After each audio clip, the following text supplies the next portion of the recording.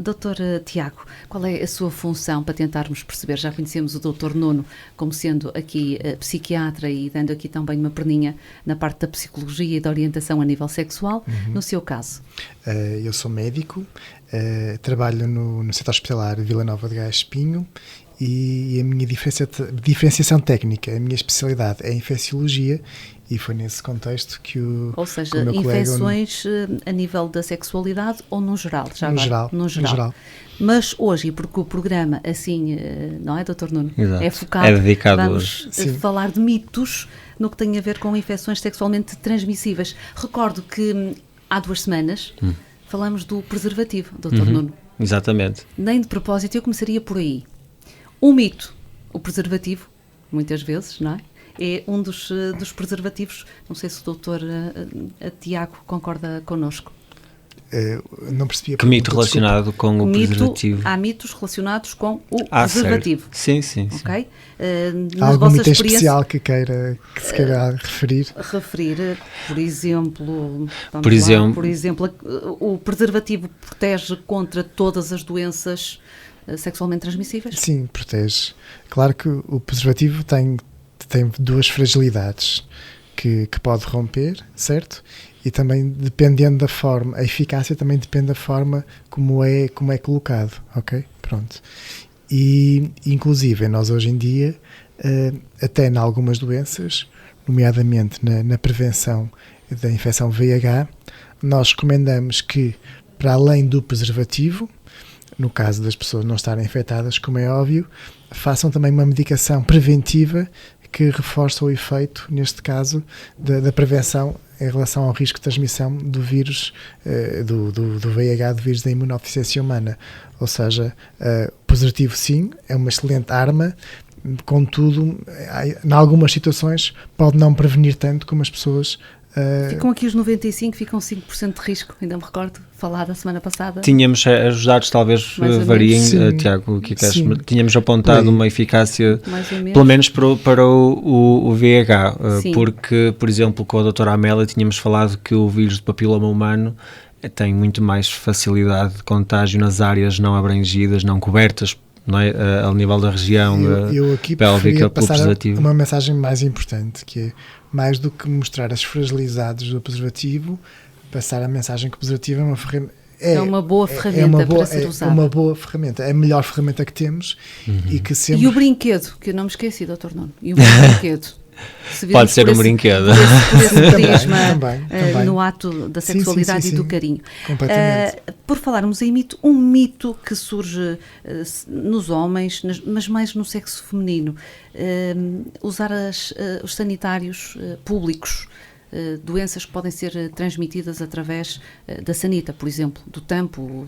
Se nos sentarmos, se colocarmos o papel, será que estamos protegidas? Não é? Porque nem todas têm aquela proteção, cada pessoa que sai é revestida a plástico, como acontece às vezes nos centros hospitalares. Sim, Alexandre, isso é um verdadeiro mito. É um verdadeiro mesmo. É um verdadeiro mito, então. Ou seja, porque na prática isso não acontece, ou seja, não existe nenhuma doença sexualmente transmissível que possa ser transmitida nesse contexto. Mas infelizmente, não lhe sei responder porquê, muitas pessoas têm essa percepção, pronto. A nossa função é precisamente corrigir as ideias. Corrigir e tirar o erro. Claro, exatamente. Quem diz sanita diz praia, areia, piscina. Areia. Não há nenhuma doença sexualmente transmissível que se propague nesse contexto. Muito bem, meninas. Sanitas, praia, já não há areia. desculpas, não é? Às vezes é mais fácil dizer que fomos à praia. Sim, é algo mais desculpabilizante e que se usava, quer dizer, eu acho que hoje em dia até se fazem anedotas um bocadinho com isso, mas na verdade muitas pessoas continuam eu estava a lembrar dos pensarem... biquínis reduzidos, da desculpa do biquíni cada vez ser mais reduzido, não é? Para elas principalmente, e dizermos, pronto, estamos ali muito mais em contacto com a água, com a areia, na piscina, portanto, com o solo. E eu agora aqui colocaria-vos outra pergunta. As roupas íntimas, quando partilhadas, e eu vou brincar com isto, eu vou vestir os boxers ou o slip do companheiro. Posso ficar infectada por isso? Eu não me preocuparia muito com isso. Eu não procuraria muito com isso. Estamos a falar em mitos. Esse por acaso nunca tinha ouvido. As pessoas são mesmo criativas, não é? Então, já que se troca a camisa quando se sai da cama, não é? Se veste a camisa do homem ou a t-shirt, porque não vestir o boxer sexy? Mas ele tinha sido usado. Eu não me preocuparia muito com isso, ou seja, quem faz isso... Porquê, Dr. Tiago, porquê que não se preocupa? O que é que acontece na roupa? Sabe-me responder? O que é que acontece para não ser transmissível? Não é questão da roupa, ou seja, estes vírus ou estas bactérias que se transmitem por via sexual pressupõem que haja um contacto entre a mucosa genital feminina e a mucosa genital masculina, ou a mucosa genital masculina com a mucosa genital masculina. Ou seja, não há aqui... Tem que haver contacto entre mucosas, percebe? E não, também há as toalhas, a parte da roupa do banho. Há pessoas que trocam consecutivamente. Eu tenho a minha, tu tens a tua, porque podemos aqui transmitir alguma doença. Basicamente os agentes não sobrevivem, não é? E era isso que eu queria chegar. Para uma pessoa um bocadinho mais que lê, que tem alguma instrução, nós sabemos que eles cá fora, à temperatura... Morrem. Portanto, um mito que não faz muito sentido, mas que ainda anda aqui na cabecinha de muitos dos nossos ouvintes. Ora, uma moda, a tatuagem. Nas mulheres, tatuagem, nos homens, na mulher e no homem também cada vez mais a manicure. Também é um dos mitos. Verdade que pode acontecer nos materiais utilizados após ter entrado em contacto com alguém infectado? Cá a vossa cara, estou a gostar. Estamos a falar por mas via sanguínea, portanto. Já não estamos a falar de contacto de via sexual. Estamos a falar de o que nós chamamos tecnicamente em médicas de transmissão percutânea. E aí sim, ou seja, qualquer instrumento que seja pontiagudo, uma seringa ou uma agulha que não tenha sido descartável e tenha estado em contato com uma pessoa que estivesse infectada, sim, estamos a pôr em risco. Agora, eu creio que atualmente no século XXI em Portugal, não é? Temos em conta que esses serviços são lugares de confiança. Eu creio que sim. Todos que sim. E também estamos a falar, quer dizer, eu acho que não é exatamente conhecido o tempo de sobrevivência de alguns agentes, de alguns micro-organismos, mas teria que ser um contato praticamente imediato, quase como havia na partilha de seringas. Não é? No caso do VIH teria que ser quase imediato. No caso do vírus da hepatite C, que também é um vírus que se transmite nestes contextos, aí este vírus é um bocadinho mais resistente ao ar ambiente. Mas este está muito em voga, o hepatite C. Eu gostava que me esclarecesse aqui um bocadinho a nível da hepatite C. Há dúvidas entre as pessoas que fazem a hepatite pela parte de cirrose e a hepatite pela parte da doença sexualmente transmissível? Aqui consegue-se diferenciar? São questões diferentes. A cirrose em si é um estadio avançado da doença da hepatite C, ok? A forma como a hepatite C se adquire é que tem a ver, por via sexual, apesar de tudo, é um vírus pouco eficiente. É um vírus que se transmite mais e que, felizmente, hoje em dia a transmissão já é muito menos frequente no contexto de trocas, no contexto da toxopendência e de trocas de seringas. De seringas, muito bem, porque alguns dos nossos ouvintes, em algumas das situações, já mostraram algum medo, algum receio na parte genética da hepatite, quando tem a parte hereditária do pai que morreu com a cirrose e depois eu posso ter o problema na hepatite. Se me permite, a cirrose pode ter várias causas.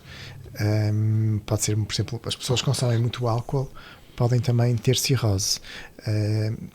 O vírus da hepatite C a transmitir-se, mas mesmo assim é pouco frequente, não se transmite muito de mãe para filho, percebe? Não é uma situação de todo muito frequente. O da hepatite B, sim, aí tem mais risco, ou o VIH. Por isso, se a pessoa tem o pai infectado com a hepatite C, essa pessoa nunca vai ter a hepatite C, não é? Porque falou em bebés, e eu tinha aqui uma pergunta assim mesmo, à esperinha. As grávidas, se são portadoras, qual é o risco dos bebés?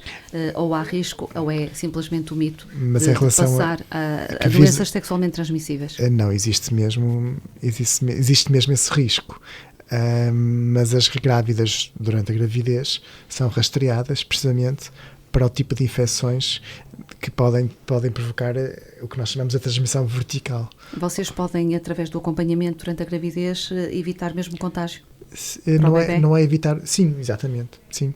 E se for necessário, damos medicação que previne que o bebê adquira estas doenças. Muito efetivamente. Bem. Ora, entretanto, vamos aqui avançando, são muitos, e também gostava de alguns mitos da vossa parte. Eu estava aqui a pensar como quando se fala em infecções sexualmente transmissíveis, acabamos também por confundir isto um bocadinho com algumas vias de transmissão de infecções por comportamentos de risco, como a partilha de cortantes ou seringas. E aqui já não englobamos só a via transmissão sexual. E se calhar voltava, porque este ponto ficou por dizer, mesmo quando falamos no programa só dedicado ao preservativo, por acaso faltou uma dica que agora estou a lembrar, que é não usar simultaneamente o preservativo masculino com o feminino, ou seja, usar um dos dois, porque depois a fricção degradará o material. Uma outra coisa que o Tiago estava a falar é exatamente a eficácia não é 100% porque depende do utilizador. E depende da utilização, e isto já falamos, não vale a pena usar só o preservativo do meio para o fim, ou só, pronto, além de que é importante trocar o preservativo cada vez que se troca o tipo de ato sexual que se está a fazer com a mesma pessoa, se é sexo vaginal, se é oral, se é anal, etc. Trocar porque lá está, os micro-organismos que existem em cada parte do corpo são diferentes e não devem estar em contacto com os outros locais. Eles gostam muito do clima, não é? É muito quentinho, principalmente na mulher, sentem-se tão bem ali, então porque é que vamos lá para fora que está frio? E se calhar deixava aqui espaço para, uma vez que os mitos podem ser muito criativos e depois acabamos por não conseguir cobrir todos, deixar assim em aberto, aproveitar a presença do Dr. Tiago, ou quais são as dúvidas que às vezes as pessoas mais trazem quando vão a uma consulta. Exatamente. E se calhar para as pessoas pensarem quando é que eu devo ir a uma consulta, quando é que eu se calhar fiz alguma coisa ou me considero, exatamente, quais os sintomas de alerta, das mais comuns, etc. Uma questão que me surge muitas vezes em um âmbito de consulta é o risco de transmissão destas doenças sexualmente transmissíveis por via quando o sexo é oral. Pronto. Eu ia perguntar o beijo, um simples beijo, doutor, aquele beijo profundo que até estamos ali uns minutos. Não, é um mito. Se calhar uma mononucleose? Sim, aí pode haver. Há uma doença chamada doença do beijo até. Pois. Mas essas doenças classicamente nós não as designamos por sexualmente transmissíveis. Nem de propósito, atenção, a 13 de Abril foi o Dia Mundial do Beijo. Uhum. Ah, é? Muito engraçado.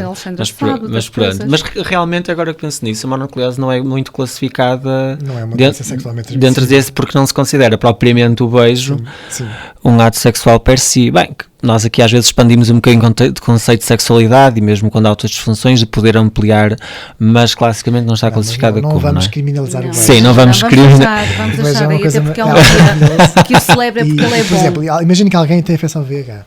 Essa pessoa pode beijar outra pessoa. Não há qualquer problema. Esse é um grande mito também. Como o grande mito que é usar os talheres, os copos, a louça não é? De alguém que está infectado. Outra questão que me colocaram, assim, isso é muito pertinente falarmos sobre isso, que é quais são os sintomas. Não é? Então. Aqui há uma diferença de género, mas de uma forma geral há dois grandes tipos de sintomas, que é nós termos o que nós chamamos as urtrites, em que as pessoas têm uma descarga purulenta. Pronto, que tem pus a sair nas regiões genitais. Isso é um tipo de sintomas. O outro tipo de sintomas são lesões que possam aparecer na pele, ou úlceras ou verrugas, e que as verrugas as pessoas notam mais até. As úlceras às vezes são mais discretas e as pessoas nem se apercebem disto, o que é mau.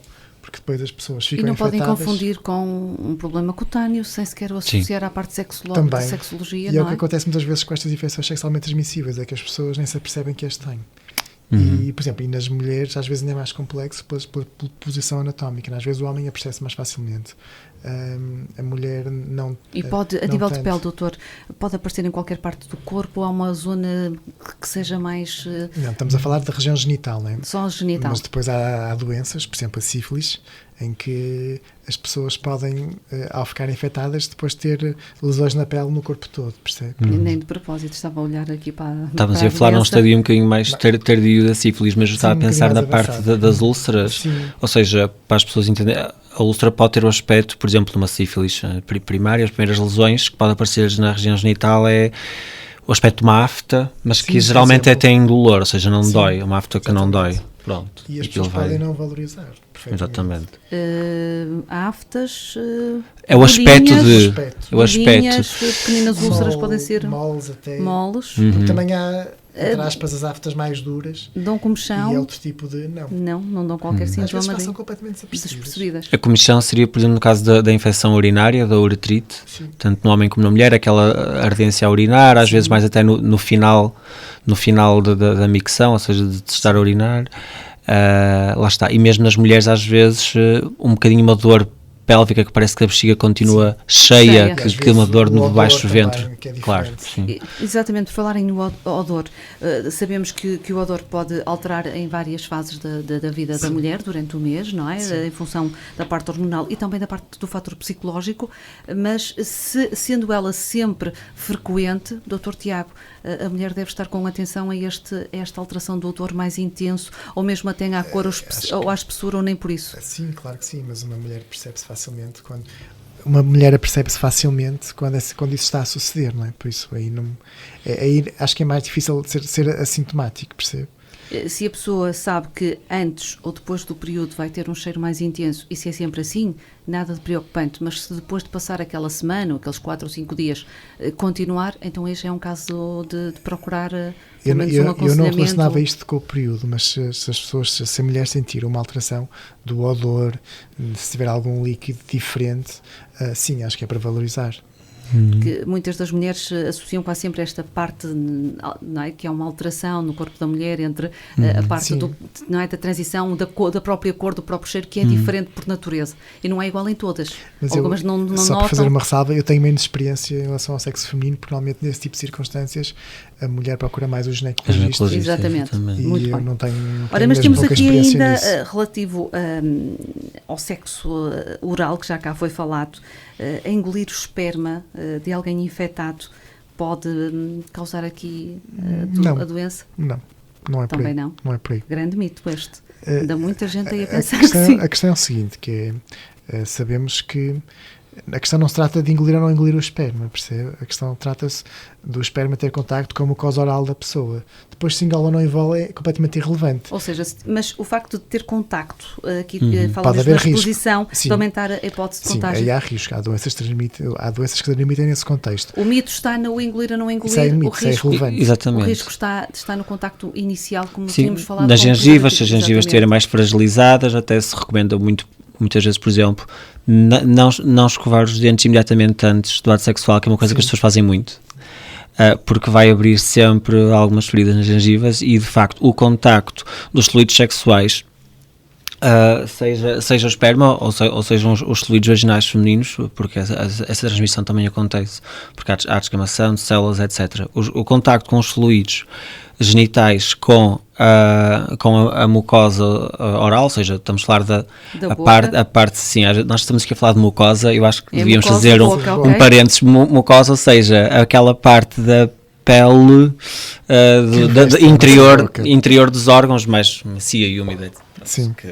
Em contacto com o pênis e com a vagina, exatamente. Podem fazer ali uma transmissão porque estivemos a mexer numa zona.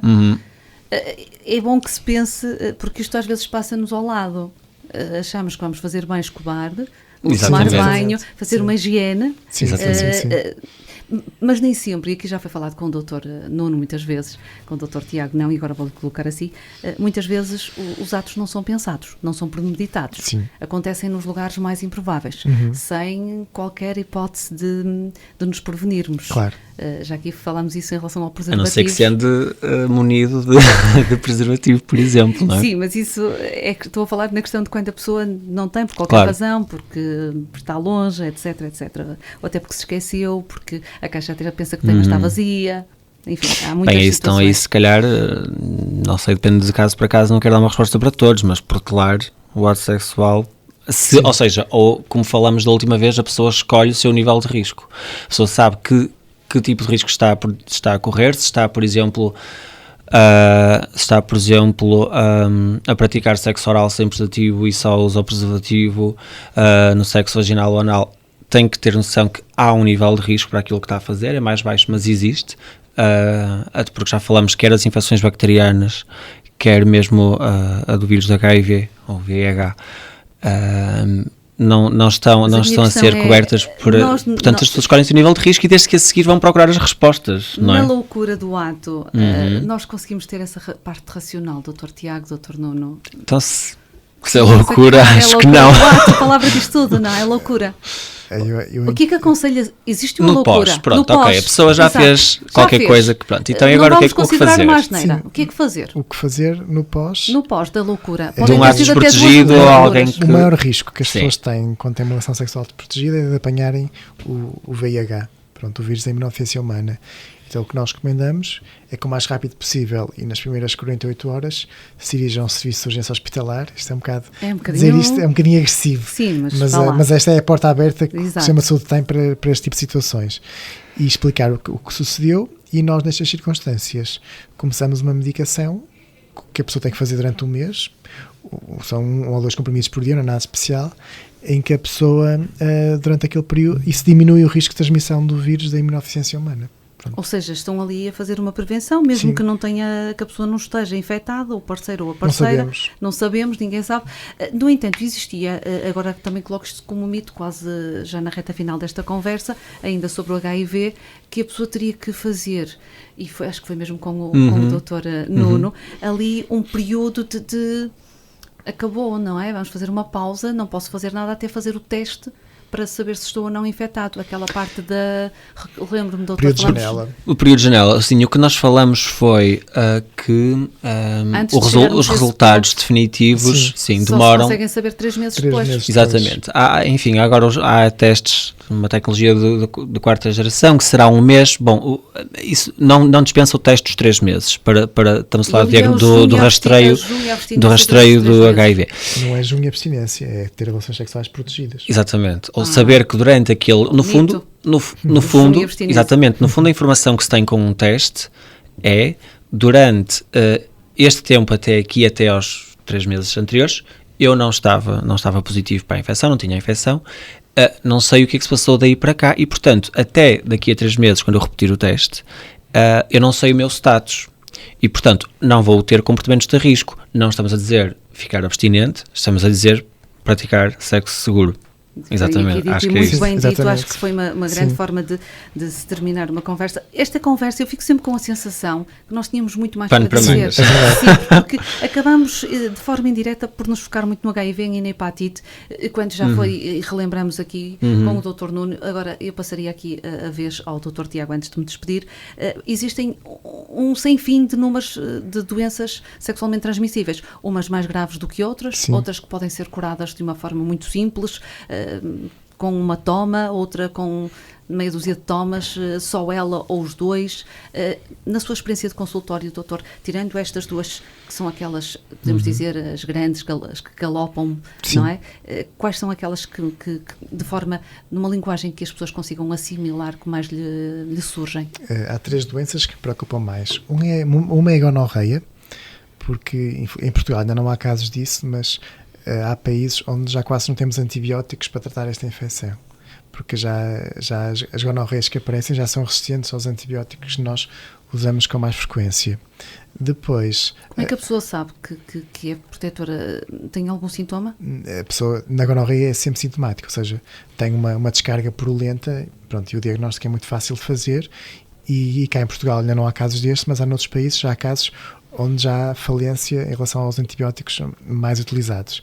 Depois, a segunda doença que nos preocupa, que é uma doença muito silenciosa, que é a sífilis, cujas manifestações, se não forem tratadas, depois, ao fim de alguns anos, atinge outros órgãos do organismo, pronto, e com efeitos que também, por graves. acaso, hoje já falamos na doença, só não há aprofundamento. Exato, só não sabes que há sífilis, a da ulcerazinha, da afta indolor ali na região genital. E depois, ao longo dos anos... Por exemplo, nós temos depois uma manifestação tardia que se chama neurosífilis, que é um atingimento do sistema nervoso central para esta doença.